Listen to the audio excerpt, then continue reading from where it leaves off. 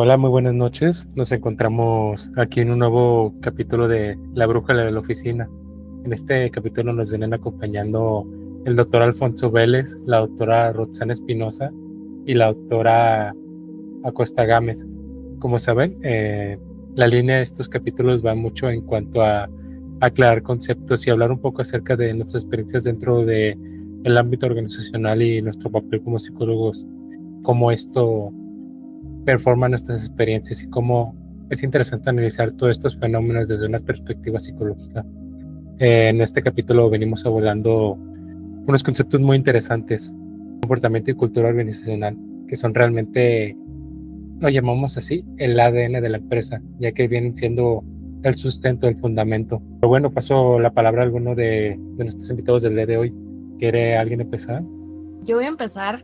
¿Alguna vez les ha pasado que un día llegan de buenas y todo fluye, pero el otro día llegan de malas y hasta el buenos días de sus compañeros les suena falso? Bueno, eso tiene mucho que ver con el comportamiento laboral. No se trata solo de hacer bien tu trabajo, sino de cómo te relacionas con tus compañeros o con los demás, cómo manejas el estrés y hasta cómo comunicas tus ideas. En el ambiente laboral, nuestro comportamiento puede abrirnos puertas o cerrarlas. Por ejemplo, alguien con buena actitud y con una buena disposición suele ganarse la confianza de un equipo rápido, mientras que alguien negativo o que no sabe trabajar en el grupo puede hacer que el ambiente se vuelva pesado. ¿Alguno de mis compañeros aquí en el podcast podría abordar un poco más acerca de este tema? Creo que antes de pasar un poco a ahondar un poco más en esto, creo que sería importante que hiciéramos una contextualización para nuestros oyentes, ¿sabes? Es muy buen punto de partida para iniciar a ahondar en estos temas. Pues primeramente, ¿qué entendemos como el comportamiento organizacional? Lo entendemos como el estudio del grupo y las personas dentro de la organización, así como la influencia de todo lo que tiene que ver en que las personas se comporten de la manera en que lo hacen y cómo esto influye en la organización, siendo un proceso bidireccional, no solamente la organización performa al individuo, sino que el mismo individuo va dándole un sentido y una dirección con su mismo comportamiento. ¿Tiene algún ejemplo de esto? Doctor Poncho, ¿nos quisieras aportar algunos ejemplos de estos factores del comportamiento organizacional? Bueno, en primer lugar, como mencionando estos factores, como puede ser, por ejemplo, la satisfacción que tengamos con nuestra empresa, esto puede influir mucho, pues, en nuestro rendimiento.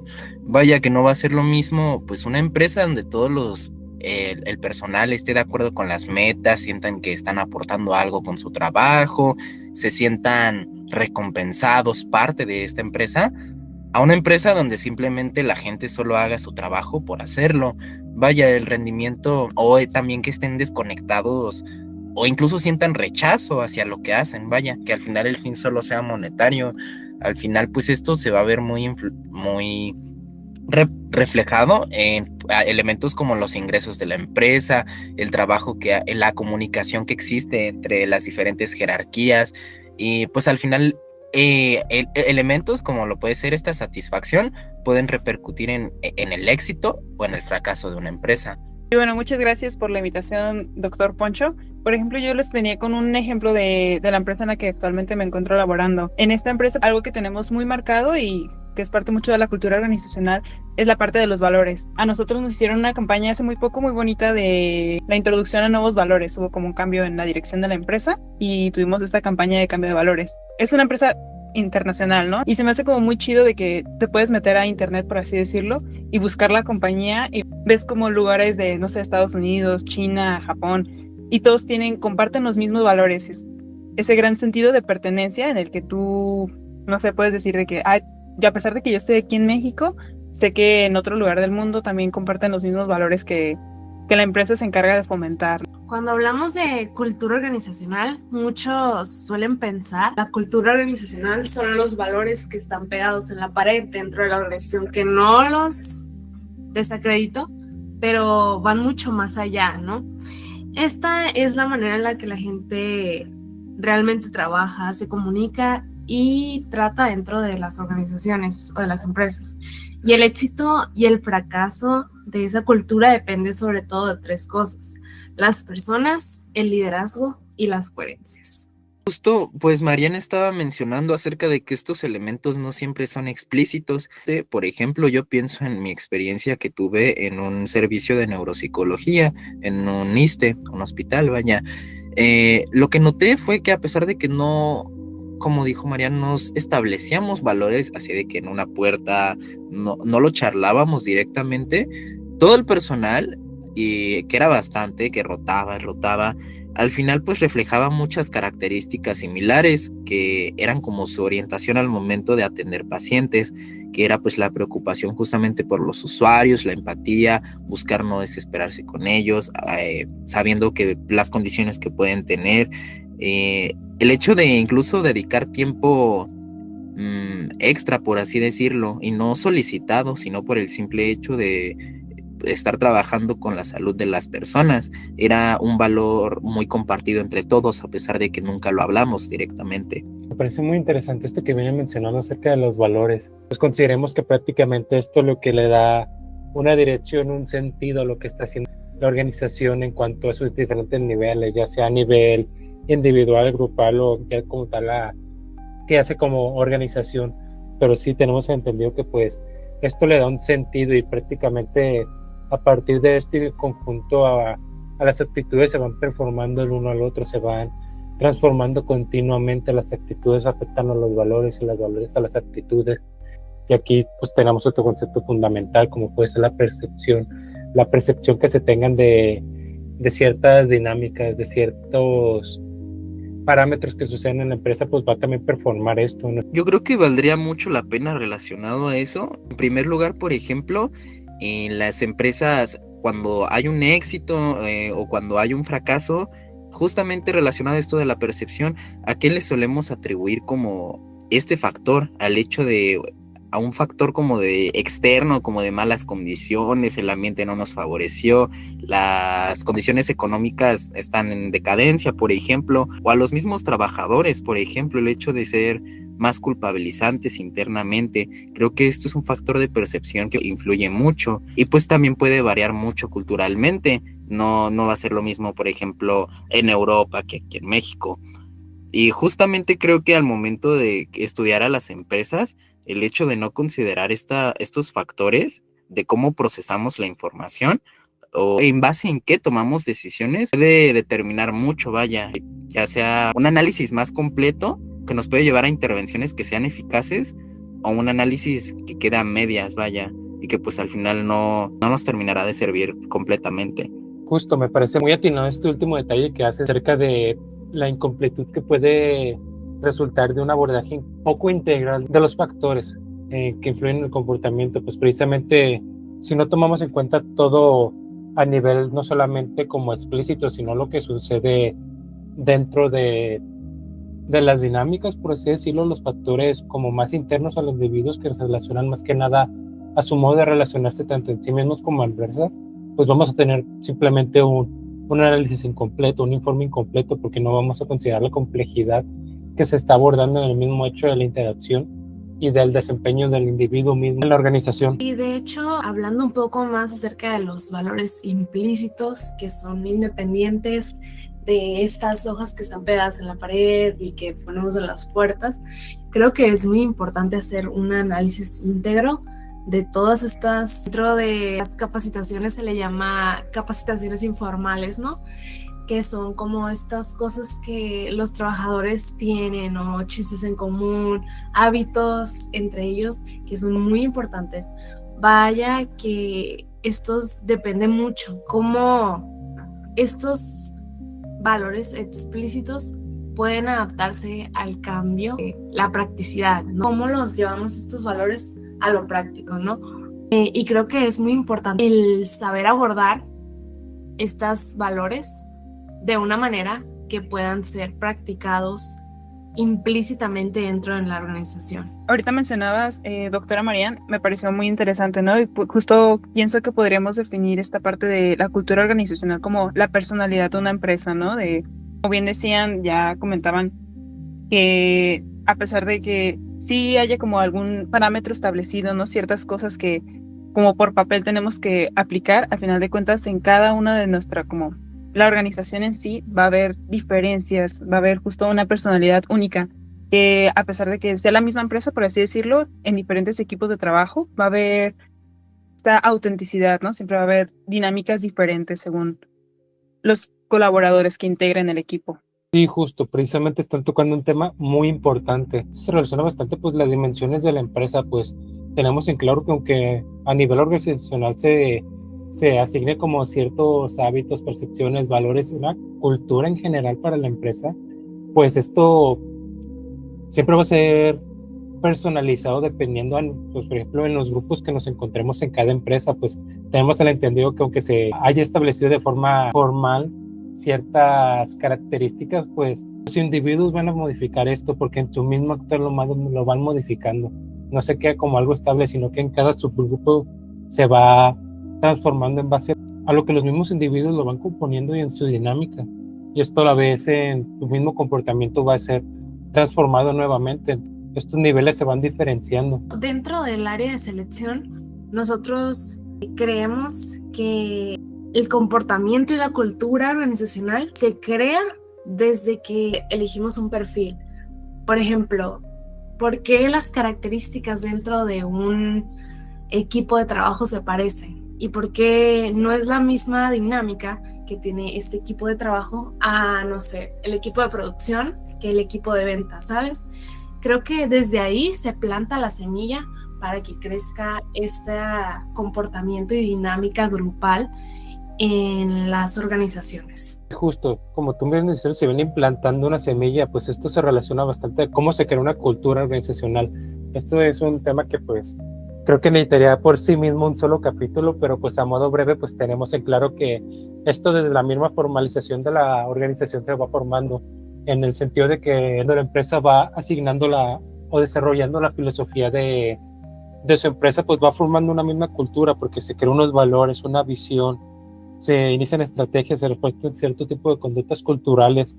Entonces desde este mismo punto se va creando la cultura que se va performando, se va transformando en el mismo actuar de los individuos. Bueno, respondiendo a tu pregunta, David, creo que al momento de formar una cultura organizacional, creo que es en parte un proceso, como ya lo mencionábamos, un poco informal en cuanto a que es algo que se va generando, ¿no? Pero al final necesitamos como establecer, tener muy en claro cuáles son los valores de la organización, qué es lo que nosotros como empresa, como equipo de trabajo, como organización, buscamos fomentar en todos nuestros colaboradores, ¿no? Al igual que pues la misión y visión que tenemos del negocio. Ahora sí, podemos iniciar como estrategias de implementación, como irlo compartiendo con nuestros colaboradores, como les comentaba hace rato que sucedió en mi empresa, ¿no? Que se hizo toda una campaña para presentar los nuevos valores, que al final es algo que no es estable, se puede ir transformando y cambiando, que creo que es como lo bonito de la cultura organizacional, ¿no? Que nunca se queda quieta.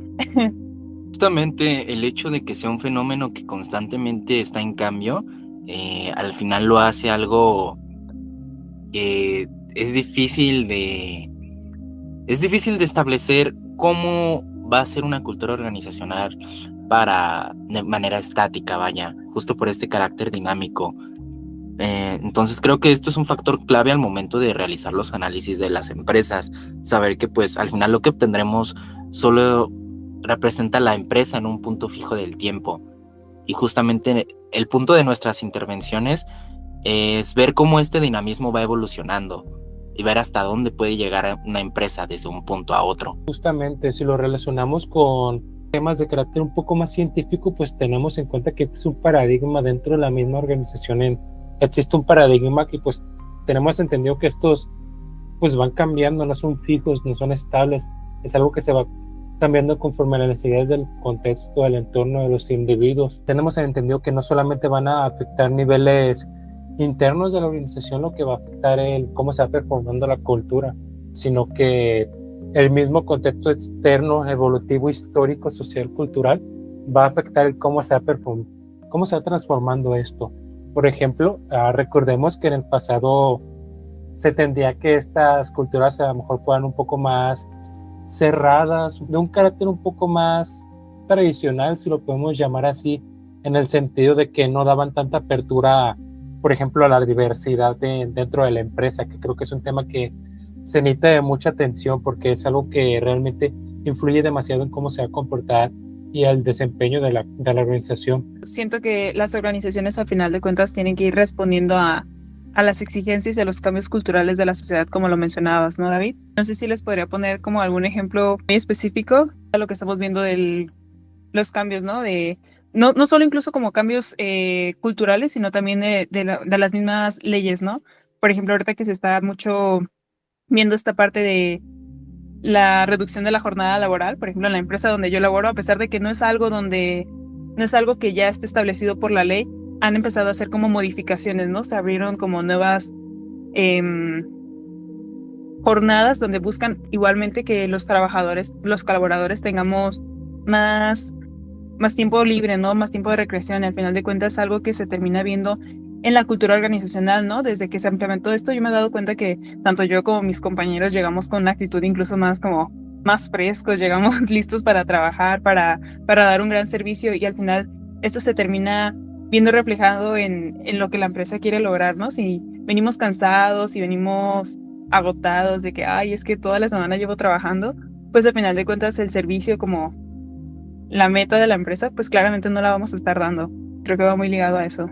Justamente, creo que en este aspecto de la diversidad no solamente hay que considerar pues la diversidad dentro de la empresa, sino la diversidad en cuanto a la apreciación de la humanidad, en el sentido de persona humana, de que somos de nuestros colaboradores precisamente, ya que en este proceso podemos dejar de validar, dejar de apreciar en sí mismo el significado que todo esto tiene para la diversidad, ya que el valorar como sus procesos no solamente laborales o profesionales, sino sus procesos recreativos, de ocio y de desarrollo personal son bastante importantes.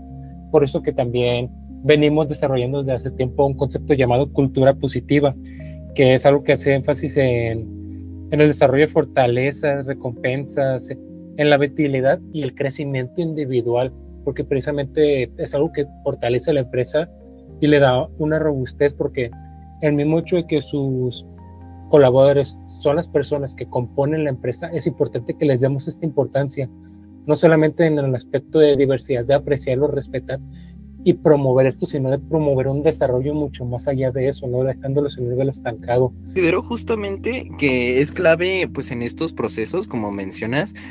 Siento que marca mucho la diferencia en la cultura organizacional el hecho de que hayan evolucionado a tal punto en el que se hagan consideraciones que antes no se realizaban. Por ejemplo, en el ambiente hospitalario, a pesar de que hay muchas desventajas claramente, lo que yo notaba es que mucho del personal se sentía, por así decirlo, satisfecho con lo que hacía, a pesar de las jornadas cansadas. También tenían muchos beneficios con relación a su empresa.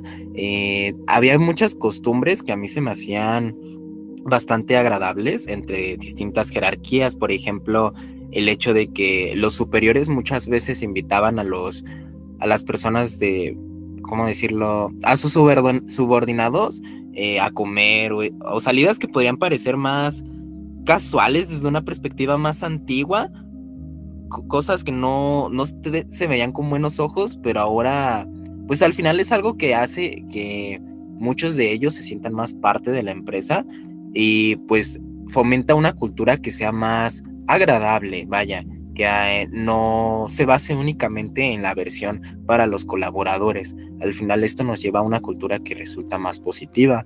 Creo que esto que mencionas es muy importante, porque ya nos estamos remontando no solamente al aspecto de tener un rendimiento en la empresa, sino de realmente apreciar a las personas y su rendimiento y premiarlas por esto, que realmente es algo que afecta muchísimo a la empresa.